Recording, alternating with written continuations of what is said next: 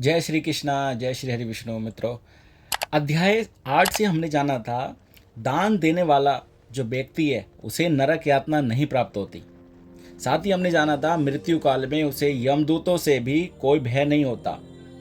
और जो पुत्र या पौत्र या फिर कोई भी सगा संबंधी या भाई कोई जब दान नहीं देता वे ब्रह्म हत्या का पापी होता है, इसमें कोई संशय नहीं है। हम अध्याय 9 में जानेंगे मरणासन व्यक्ति को कैसे जमीन पर सुलाया जाता है। गरुण जी ने बोला, हे प्रभु, आपने आतुरकालिक दान के संदर्भ में भली बात ही कहा।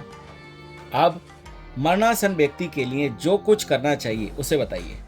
श्री भगवान ने कहा, हे खग, जिस विधान से मनुष्य मरने पर सदगति प्राप्त करता है, शरीर त्याग करने की उस विधि को मैं कहता हूं, उसे सुनो। कर्म के संबंध से जब प्राणी अपना शरीर छोड़ने लगता है तो उस समय तुलसी के समीप गोबर से एक मंडल की रचना करनी चाहिए। वहां उस मंडल के ऊपर तिल बिखेर कर कुशों को बिछाएं। तदनंतर उनके ऊपर श्वेत वस्त्र के आसन पर सालग्राम शिला को स्थापित करें। जहां पाप, दोष और भय को हरण करने वाली शिलाग्राम शिला विद्यमान है, उनके सी निधान में मरने से प्राणी की मुक्ति सुनिश्चित है। जहाँ जगत के ताप का हरण करने वाली तुलसी वृक्ष की छाया है, वहाँ मरने से सदैव मुक्ति ही होती है। जो व्यक्ति दान आदि कर्मों से दुर्लभ है, जिसके घर में तुलसी वृक्ष के लिए स्थान बना हुआ है, वह घर तीर्थ स्वरूप ही है। वहाँ यम के दूत प्रवेश नहीं करते। तुलसी की मंजरी से युक्त होकर जो प्राणी अपने प्राणों का परित्याग करता है, वह सैकड़ों पापों से युक्त हो तो भी यमराज से देख नहीं सकते। तुलसी के दलों को मुख में रखकर तिल और कुश के आसन पर मरने वाला व्यक्ति पुत्रहीन हो तो भी निसंदेह विष्णु को प्राप्त होता है। तीनों प्रकार यानी काले, सफेद और भूरे, तिल, कुश और तुलसी, ये सब मरणासन प्राणी को दुर्गति से बचा लेते हैं।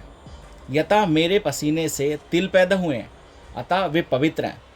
असुर, दानव और दैत्य तिल को देखकर भाग जाते हैं। हे खग, मेरे रोम से पैदा हुए कुश मेरी विभूति हैं, इसलिए उनके स्पर्श से ही मनुष्य को स्वर्ग की प्राप्ति होती है। कुश के मूल में ब्रह्मा, कुश के मध्य में जनार्दन और कुश के अग्रभाग में शंकर, इस प्रकार तीनों देवता कुश में स्थित रहते हैं। इसलिए कुश, अग्नि, मंत्र, तुलसी, ब्राह्मण और गो ये बार बार उपयोग किए जाने पर भी निर्मल्य नहीं होते।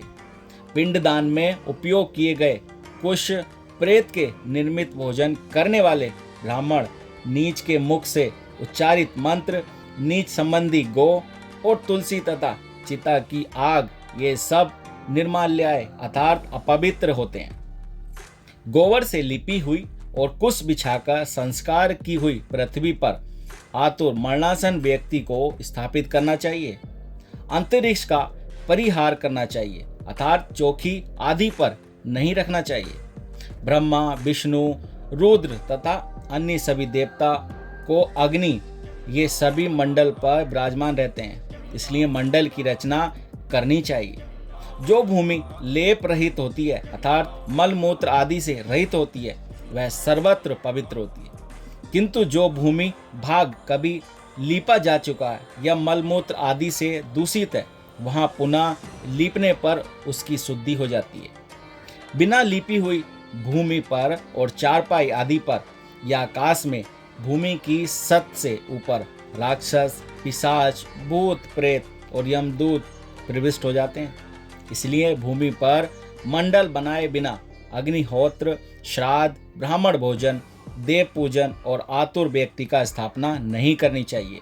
इसलिए लिपी हुई भूमि पर आतुर व्यक्ति को लिटाकर उसके मुख में श्रवण और रतन का प्रक्षेप करके शिलाग्राम स्वरूपी भगवान विष्णु का पादोदक देना चाहिए। जो शिलाग्राम शिला के जल को बिंदु मात्र भी पीता है, वह सभी पापों से मुक्त हो जाता है और वैकुंठ लोक में जाता है।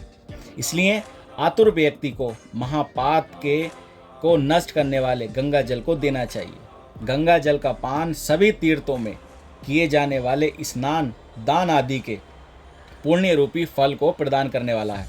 जो शरीर को शुद्ध करने वाले चंद्रायण व्रत को 1000 बार करता है और जो एक बार गंगा जल का पान करता है, वे दोनों समान फल वाले हैं।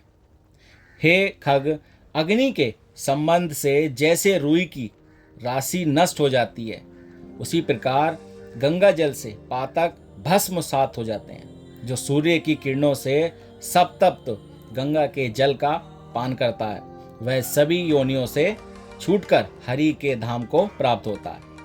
अन्य नदियां मनुष्य को जल गहन यानी स्नान करने पर पवित्र करती हैं, किंतु गंगा जी तो दर्शन, स्पर्श या पान अथवा गंगा इस नाम का कीर्तन करने मात्र से सैकड़ों हजारों पुण्य रहित पुरुषों को भी पवित्र कर देती है। इसलिए संसार से पार लगा देने वाले गंगा जल को पीना चाहिए। जो व्यक्ति प्राणों के कंठगत होने पर गंगा गंगा ऐसा कहता है, वह विष्णु लोक को प्राप्त होता है और पुनः भूलोक में जन्म नहीं लेता। प्राणों के निकलने के समय जो पुरुष श्रद्धा युक्त होकर मन से गंगा का भूलोक में जन्म नहीं लेता, वह चिंतन करता है, वह भी परम गति को प्राप्त होता है। अतः गंगा का ध्यान, गंगा को नमन, गंगा का स्मरण करना चाहिए और गंगा जल का पान करना चाहिए। इसके बाद मोक्ष प्रदान करने वाली श्रीमद् भागवत की कथा को जितना संभव हो उतना श्रवण करना चाहिए। जो व्यक्ति अंत समय में श्रीमद् भागवत के एक श्लोक, आधे श्लोक अथवा एक पाद का भी पाठ करता है, वह ब्रह्मलोक को प्राप्त होकर पुनः संसार में कभी नहीं आता। ब्राह्मण, क्षत्रिय और वैश्यों को मरण काल में वेद और उपनिषदों का पाठ तथा शिव और विष्णु की स्तुति से मुक्ति प्राप्त होती है। हे खग, प्राण त्याग के समय मनुष्य को जल और अन्न का त्याग करना चाहिए और यदि वह विरक्त द्विजन्मा हो तो उसे आतुर संन्यास लेना चाहिए। प्राणों के कंठ में आने पर जो प्राणी मैंने संन्यास लिया है ऐसा कहता है, वह मरने पर विष्णु लोक को प्राप्त होता है, पुनः पृथ्वी पर उसका जन्म नहीं होता। इस प्रकार हे खग, जिस धार्मिक पुरुष के आतुरकालिक पूर्वोक्त कार्य समापित किए जाते हैं, उसके प्राण ऊपर के छिद्रों से सुखपूर्वक निकलते हैं। मुख, दोनों नेत्र, दोनों नासिकाएं तथा दोनों कान, ये 7 ऊपर के द्वार छिद्र हैं। इनमें से किसी द्वार से पुण्यात्मा के प्राण निकलते हैं और योगियों के प्राण तालुकर रंध्र से निकलते हैं। अपान से मिले हुए प्राण जब पृथक हो जाते हैं, तब प्राण वायु सूक्ष्म होकर शरीर से निकलते हैं। प्राण वायु रूपी ईश्वर से निकल जाने पर काल से आहत शरीर निराधार वृक्ष की भांति गिर पड़ता है। प्राण से मुक्त होने के बाद शरीर तुरंत चेष्टा शून्य या दुगत युक्त और सभी के लिए निंदित हो जाता है। इस शरीर की कीड़ा, विष्टा और भस्म रूप ये 3 अवस्थाएं होती हैं। इसमें कीड़े पड़ते हैं, यह विष्टा के समान दुगध युक्त हो जाता है अथवा अंत चिता में भस्म हो जाता है। इसलिए क्षण मात्र में नष्ट हो जाने वाले इस देह के लिए मनुष्यों के द्वारा गर्भ क्यों किया जाए। पंचभूतों से निर्मित इस शरीर का पृथ्वी तत्व पृथ्वी में लीन हो जाता है, जल तत्व जल में, तेज स्तंभ तेज में और वायु तत्व वायु में लीन हो जाता है। इसी प्रकार आकाश तत्व भी आकाश में लीन हो जाता है। सभी प्राणियों के देह में स्थित रहने वाला सर्वव्यापी शिव स्वरूप नित्य मुक्त और जगत साक्षी आत्मा अजर अमर रहता है। इसी इंद्रियों से युक्त और शब्द आदि विषयों से युक्त मृत व्यक्ति के देह से निकला जीव कर्म कोश से संबंधित तथा काम और राग आदि से सहित पुण्य की वासना से युक्त होकर अपने कर्मों के द्वारा निर्मित नवीन शरीर में उसी प्रकार प्रवेश करता है जैसे घर के जल जाने पर गृहस्थ दूसरे नवीन घर में प्रवेश करता।